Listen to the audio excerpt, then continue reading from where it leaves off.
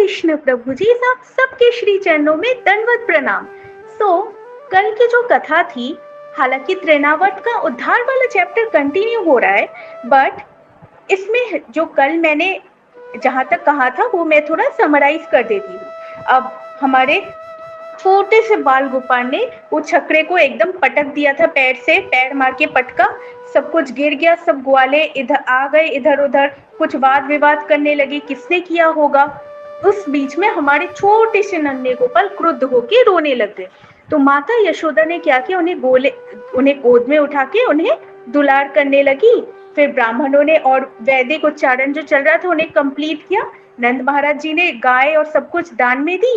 And उसके बाद next day की बात हो रही है, जब माता यशोदा हमारे लाला को गोदी में उठाए हुए थी एंड एकदम से वो भारी प्रतीत होने लगे, जो उनकी बहुत आश्चर्यजनक बात है ना।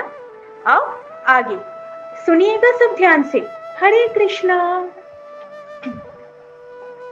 एक दिन इस उत्सव के तुरंत बाद जब माता यशोदा बालक को अपनी गोद में लेकर दुलार रही थी, तो बालक बहुत भारी लगने लगा और वे उसे उठाने में असमर्थ अनुभव करने लगी। अतः उन्होंने इच्छा न होते हुए भी उसे जमीन पर बिठा दिया। थोड़ी देर बाद वे गृह कार्य में व्यस्त हो गई। उसी समय कंस का एक भृत्य जिसका नाम तृणावर्त था, कंस के आदेशानुसार बवंडर के रूप में वहां प्रकट हुआ। उसने बालक को अपने कंधे पर चढ़ा लिया और सारे वृंदावन के ऊपर एक भारी अंधड़ उत्पन्न कर दिया। फलस्वरूप सारे लोगों की आंखें धूल से भर गईं और संपूर्ण वृंदावन क्षेत्र इतने गहन अंधकार से पूर्ण हो गया कि कोई किसी को देख नहीं सकता था। इस महान उत्पात के समय माता यशोदा को अपना बालक नहीं दिखाई पड़ा, क्योंकि उसे तो बवंडर उड़ा ले गया था। अतः वे करुणा करके रोने लगी। वे पृथ्वी पर उसी प्रकार गिर पड़ी जिस प्रकार बछड़ा खो जाने पर गाय गिर पड़ती है। जब यशोदा इस तरह विलाप कर रही थी, तो सारी ग्वालिनी तुरंत वहां आ गई और बालक की खोज करने लगी, किंतु वे बालक को नहीं पा सकी। अतः निराश हो उठी। तृणावर्त इस चैप्टर का मेन विलेन, खलनायक। अब देखिए हमारे बाल गोपाल जी कैसे मारेंगे उसे। तृणावर्त दानव बालक कृष्ण को कंधे पर उठाकर आकाश में बहुत ऊपर चला गया था, किंतु बालक ने अपना भार इतना बढ़ा लिया। ओके, यहाँ पे हम देख सकते हैं प्रभु जी कि हमें बाल गोपाल हमें अपने आने वाली लीला का कहीं ना कहीं हिंट दे रहे थे, जो कि मुझे लगता है आप देख रहे अपने अपने भावी लीला का। मुझे तो लग रहा है कि कृष्ण हिंट दे रहे थे हमें कि जैसे उन्होंने माता यशोदा के गोद में रहकर अपने आप को भारी कर लिया, शायद ये बताना चाह रहे थे कि अब वो जो लीला करेंगे उसमें शायद ये वाला जो टैक्टिक है ये इंक्लूड हो सकता है, ऐसा मुझे लगता है। आप सब अपनी टिप्पणियां जरूर बताइएगा। हाँ, बालक कृष्ण ने अपना भार बढ़ाते हुए तृणावर्त की गर्दन पकड़ ली और वो भारे से दबने लगा। तृणावर्त को लग रहा था कि यह बालक मानो विशाल पर्वत हो। वह उसके चंगुल से निकलने का प्रयास करने लगा, किंतु ऐसा नहीं कर पाया। उसके नेत्र गोलक बाहर निकल आए। वह चित्कार करता हुआ वृंदावन की भूमि पर गिरकर मर गया। यह असुर शिवजी के बाणों से बींधा त्रिपुरासुर के ही समान गिर पड़ा। वह पथरीली भूमि पर गिरा था, अतः उसके अंग प्रत्यंग शत विक्षत हो गए। उसका शरीर समस्त वृंदावन वासियों को दिखाई देने लगा। जब गोपियों ने असुर को मरा हुआ तथा बालक कृष्ण को उसके शरीर के ऊपर प्रसन्नता पूर्वक खेलते देखा, तो उन्होंने अत्यंत प्रेम पूर्वक उसे उठा लिया। सारे गोप तथा गोपिकाएं अपने प्राण प्रिय श्री कृष्ण को पाकर अत्यंत प्रमुदित हुई। उस समय भी परस्पर बातें करने लगी कि यह कितने आश्चर्य की बात है कि यह असुर इस बालक को खा जाने के लिए लेकर भागा था, किंतु ऐसा नहीं कर पाया, उल्टे वह गिरकर मर गया।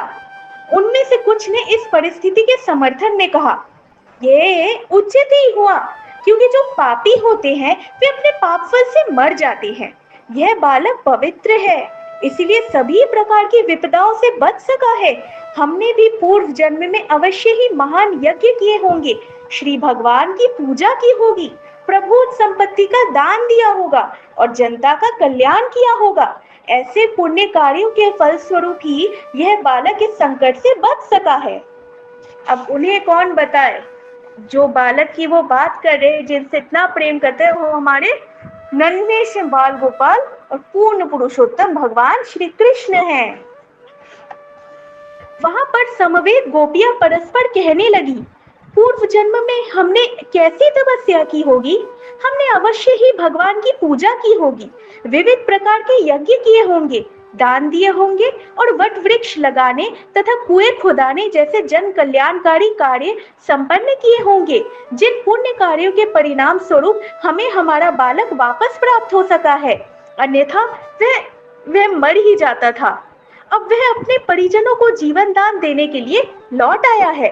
ऐसी विचित्र घटनाएं देख देख कर नंद महाराज को वसुदेव के वचन पुनः पुनः याद आने लगे। कौन सा वचन? आप थोड़ा रिमेम्बर कर सकते हैं, बोल सकते हैं? पूतना के वध के पहले जब नंद महाराज कर चुकाने के लिए कंस महाराज को गए थे, तो वो वसुदेव जी से भी मिले थे कारागृह में। तो वसुदेव जी ने तब उन्हें आगाह किया था कि आप ऐसी एक विपत्ति आने वाली है जिससे आपको सावधान रहना होगा, स्पेशली आपके बेटे पर आएगी। तो ये जो उनकी वार्तालाप हुई थी, ये नंद महाराज को पुनः पुनः याद आने लगी। इस घटना के बाद एक बार जब यशोदा अपने पुत्र को प्रेम पूर्वक स्तनपान करा रही थी और दुलार रही थी, तो उनके स्तनों से दुग्ध की धारा बह निकली और जब उन्होंने अपनी अंगुलियों से बालक का मुंह खोला तो अचानक उन्हें उस मुख के भीतर सारा ब्रह्मांड दिखाई पड़ा। उन्होंने श्री कृष्ण के मुख के भीतर नक्षत्रों सहित पूरा आकाश, चारों दिशाओं में तारे, सूर्य, चंद्रमा, अग्नि, वायु, समुद्र, द्वीप, पर्वत, नदियां, जंगल तथा सारे जड़ जंगम देखे। यह देखकर माता यशोदा का दिल धड़कने लगा और वह अपने आप में बुदबुदाई, कितना विचित्र है ये। वह कुछ भी व्यक्त न कर पाई, बस उन्होंने अपनी आंखें मूंद ली। वे विचित्र भावों में लीन हो गई। श्री कृष्ण द्वारा अपनी माता की गोद में लेटे रहकर अपने विराट रूप का प्रदर्शन यह सिद्ध करता है कि भगवान सदैव भगवान होते हैं, चाहे वे माँ की गोद में लेटे हो या कुरुक्षेत्र की युद्ध भूमि में सारथी बने हो। इससे निर्विशेषवादियों का यह मनगढ़ंत विचार कि मनुष्य ध्यान या किसी कृत्रिम कर्म द्वारा भगवान बन सकता है, झूठा सिद्ध हो जाता है। अरे झूठा ही सिद्ध नहीं होता प्रभु जी, उनके it's a tight slap to their faces and perspective as well. ईश्वर चाहे जिस भी दिशा में रहे, ईश्वर रहते हैं और जीव सदा परमेश्वर के अंश रूप है। वे कभी भी भगवान की अकल्पनीय अलौकिक शक्ति की बराबरी नहीं कर सकते। इस प्रकार लीला पुरुषोत्तम भगवान श्री कृष्ण के अंतर्गत तृणावर्त का उद्धार नामक 7वें अध्याय के भक्ति वेदांत तात्पर्य पूर्ण हुए। आज के लिए इतना ही प्रभु जी। हरे कृष्णा, हरि बोल।